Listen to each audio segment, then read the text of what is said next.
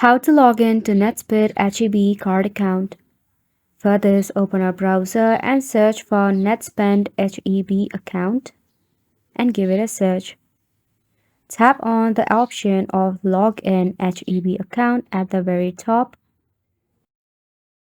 You should find the logo at the very top of HEB. Then, once you are in here, simply go ahead and log into your account by adding your username and your password. You can tap on Remember Username. If you forgot any of those, simply tap on Forgot your username or your password. So if you have forgotten your password, you can easily log in using your username and your email address. It will, however, send a link to your email so that it can verify that it is really you. Once you are verified, you will be able to successfully log in into your H.E.B Netspend account. So, what is this H.E.B Netspend?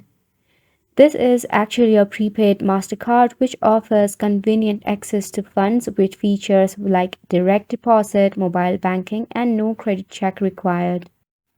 It is actually ideal for managing your expenses and budget effectively. So if you face any of the issue regarding the activation of your HEB card, reach out to the customer support as well.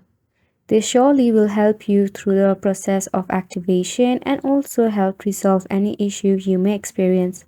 And that's a wrap for this video as well. Thank you so much for tuning in.